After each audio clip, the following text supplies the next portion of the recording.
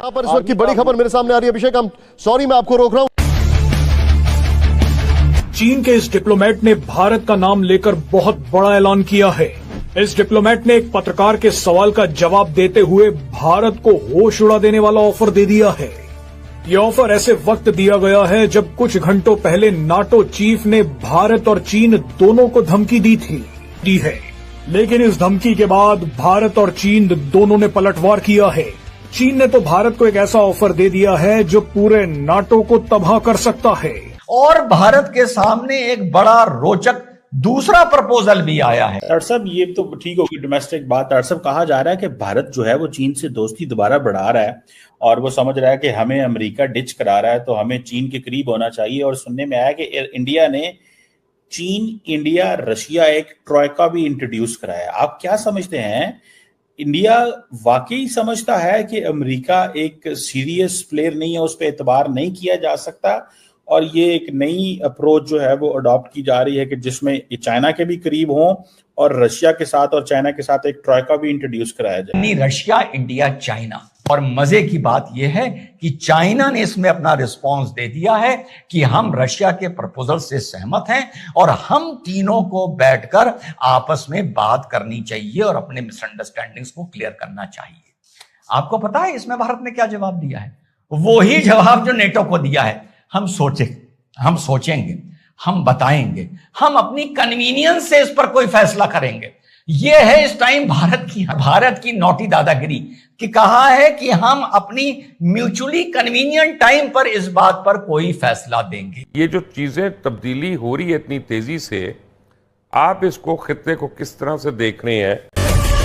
एक बार फिर इस बात की चर्चा जोरों से शुरू है कि रूस, भारत, चीन के त्रिपक्षीय फॉर्मेट, जिसे RIC के नाम से जाना जाता है, उसे शुरू किया जा सकता है। इसकी वकालत पहले रूस ने की और अब ऐसा लग रहा है कि बीजिंग भी इसके समर्थन में आ गया है। तो बड़ी हैरानगी की बात है कि चीन अब इंडिया का दोस्त बनना चाहता है। इसकी क्या वजह है? क्या वजह है कि चीन इंडिया का दोस्त बनना चाहता है? बड़ी सिग्निफिकेंट कि चीन रूस से ये कह रहा है कि भारत और चीन का त्रिपक्षीय सहयोग न सिर्फ तीनों देश के हित में है बल्कि क्षेत्र और विश्व की सुरक्षा और स्थिरता के लिए काफी अहम है। लेकिन यहां पर एक बात ये कहूंगा कि फ्यूल, ऑयल वगैरह, गैस वगैरह वगैरह के अलावा डिप्लोमेटिक दोस्ती जो भारत और USSR या भारत की रशिया हमेशा से है, उसके अलावा धरातल पर चाइना को लेके ऑयल एंड गैस के अलावा भारत को रशिया पे जोर देना चाहिए कि चाइना के साथ उसके डिस्प्यूट सॉर्ट आउट हों। यह भी बहुत जरूरी है। मौखिक तेल लेना, सस्ता तेल लेना दोस्ती के नाम पर बड़ी अच्छी बात है, लेकिन एक long run point of view से, भविष्य के पॉइंट ऑफ व्यू से, जो जितने हालात चल रहे हैं कि बेटा जितनी जंग लड़ रहे हो इस तेल के पैसों से लड़ रहे हो और मैं दुनिया से पंगा लेके तुम्हारा ऑयल खरीद रहा हूं, माना मेरा भी उसमें म्यूचुअल प्रॉफिट है, लेकिन मेरा छोड़ो, तुम फिलहाल अपना देखो। मैं तो तुम्हारे तेल के बिना फिर भी काम चला लूंगा, लेकिन तुम्हारा अगर मैं तेल नहीं खरीदूंगा तुम्हारा काम नहीं चलेगा बेटा। तो भारत को रशिया के साथ RIC को लेकर जोर देकर चाइना के साथ अपने जो बिगड़े हुए रिश्ते हैं उन रिश्तों को क्रीज आउट करना चाहिए। इस बात की जानकारी सामने आई है रूसी समाचार वेबसाइट इज़वेस्टिया से बातचीत के दौरान रूस के उप विदेश मंत्री आंद्रेई रुंडेको के हवाले से कहा गया है। इस बातचीत में उन्होंने ये कहा कि मॉस्को RIC फॉर्मेट की बहाली की उम्मीद कर रहा है और इस मुद्दे पर बीजिंग और नई दिल्ली से बातचीत हो रही है, यानी कि चीन और भारत से बातचीत रूस के जरिए की जा रही है ताकि फिर से इस त्रिपक्षीय संगठन को शुरू किया जा सके। ये बात सच है कि अगर भारत, रूस और चीन ने हाथ मिला लिया तो ये तीनों दुनिया की सबसे बड़ी सैन्य और आर्थिक ताकत बन जाएंगे। कोई देश ट्रॉयका से पंगा लेने की कोशिश तक नहीं करेगा। एक ट्रॉयका अगर शुरू हो गया तो दुनिया के कई देशों में होड़ मच जाएगी कि वो इस संगठन में शामिल हो जाएं। हो सकता है कि नाटो में दरार पड़नी भी शुरू हो जाए। लेकिन यहाँ पर भारत की एक जायज चिंता भी है।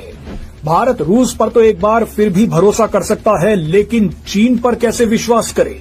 चीन भले ही खुद भारत को बोल रहा है कि ट्रॉयका को शुरू करना चाहिए, लेकिन इसी चीन ने कुछ महीने पहले खुलकर पाकिस्तान को हथियार दिए, भारत के खिलाफ पाकिस्तान को सारी इंटेलिजेंस दी। अब भारत इस विश्वासघात को कैसे भूल सकता है? पहले चाइनीज फुल दुश्मनी कर रहे थे इंडिया के साथ, वजह क्या है? चाइना जो है ये जो क्या समझता है, पाकिस्तान के साथ तो ताल्लुकात हमारे जो हैं वो अच्छे नहीं है, लेकिन आई थिंक चाइनीज एक चीज समझते हैं, keep India away from the United states, and they also believe may be Pakistan is not a part. RIC ट्राइका यानी कि RIC रशिया इंडिया चाइना ट्राइका, ये संगठन था जो 2006 में वजूद में आया था। इस संगठन का उद्देश्य था नाटो के विरोध में शक्तिशाली ऑर्गेनाइजेशन खड़ा करना। RIC हालांकि दुनिया की 1/3 आबादी को रिप्रेजेंट करता है, क्योंकि इसमें चीन और भारत जैसे 1.5 अरब आबादी वाले राष्ट्र सम्मिलित हैं, और साथ ही रूस भी है जो 15 करोड़ की आबादी रखता है। फिर भी यह संगठन अभी तक परिपक्व इसलिए नहीं हो सका, और अब यह संगठन इसलिए कौतूहल का विषय है क्योंकि अभी तक चीन के रवैये को देखते हुए इस संगठन को आगे नहीं बढ़ाया जा सका। लेकिन कई राष्ट्रों का मानना है कि यह संगठन नाटो को चुनौती दे सकता है। मित्रों, RIC यदि चाहे तो एक ऐसी सैन्य शक्ति बन सकता है जिसके आगे नाटो घुटने टेक देगा, क्योंकि नाटो के पास US को छोड़ करके और कोई भी ऐसा राष्ट्र नहीं है जो बहुत बड़ी सैन्य ताकत कहा जाए। पर रूस और US स्वयं भी कोई बहुत बड़ी शक्ति अब रह नहीं गया है, क्योंकि उसकी सैन्य क्षमता क्षीण नहीं होती जा रही है धीरे धीरे। हालांकि इसमें कोई दो राय नहीं है कि दुनिया का सबसे बड़ा सैन्य बजट अमेरिका ही रखता है, लेकिन उसका अधिकतर सैन्य बजट जो है वो केवल उसके 800 सैन्य अड्डे जो उसने दुनिया भर में बना रखे हैं उनके मेंटेनेंस में ही जाता है। इसी के विपरीत रूस, चीन और भारत एक बहुत बड़ी उभरती हुई आर्थिक शक्तियां हैं। चीन अमेरिका के बाद दूसरी अर्थव्यवस्था है, वहीं भारत अब चौथी अर्थव्यवस्था बन चुका है, और बहुत ही जल्द 2026 के आसपास भारत तीसरी सबसे बड़ी अर्थव्यवस्था बनने के लिए अग्रसर है। वहीं रशिया एक बहुत बड़ी मिलिट्री पावर है, चीन भी एक बहुत बड़ी मिलिट्री पावर है, और भारत भी एक बहुत बड़ी सैन्य शक्ति है।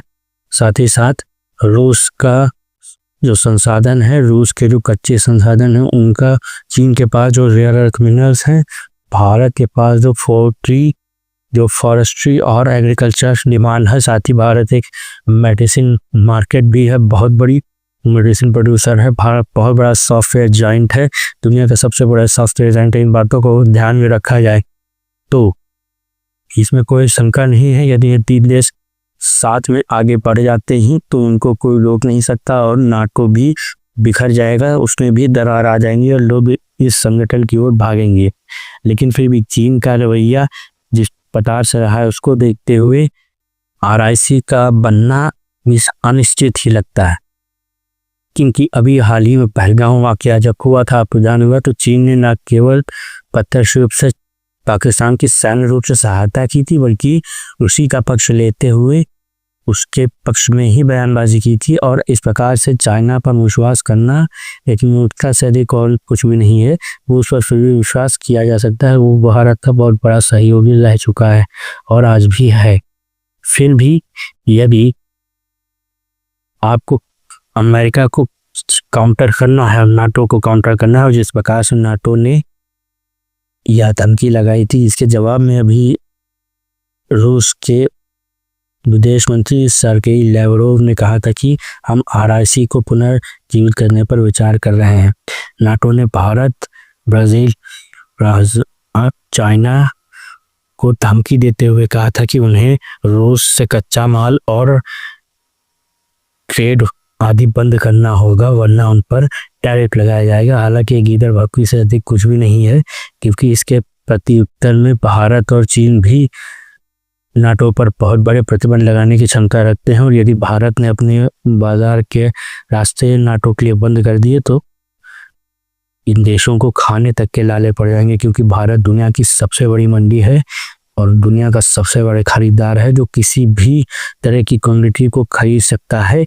इससे ज़्यादा परचेजिंग पावर भी किसी देश में नहीं है। भारत का मध्य वर्ग सबसे शक्तिशाली और संपन्न मध्य वर्ग है दुनिया का। साथ ही साथ ये मध्य वर्ग लगातार फैल रहा है, यानी कि मध्य वर्गियों की संख्या लगातार बढ़ रही है, जिससे भारत की परचेजिंग पावर इस समय आसमान को छू रही है ना। इसको देखते हुए नाटो का प्रतिबंध को बहुत गंभीर लगता नहीं है। हालांकि यह धमकी ऐसे भी हवा में छोड़ी गई धमकी नहीं है, ये रूस की सैन्य शक्ति से तिलमिलाहट का एक परिणाम है। इसको देखते हुए ही अब सर्गेई लैवरोव ने RIC ट्रॉयका को पुनर्जीवित करने की मांग की थी, जिसका चाइना ने भी समर्थन किया है। आपका इस विषय पे क्या कहना है मित्रों, हमें वीडियो के कमेंट में अवश्य बताएं। साथ ही वीडियो को लाइक करें और शेयर करें तथा हमारे इस चैनल को सब्सक्राइब करें। आपका बहुत बहुत धन्यवाद।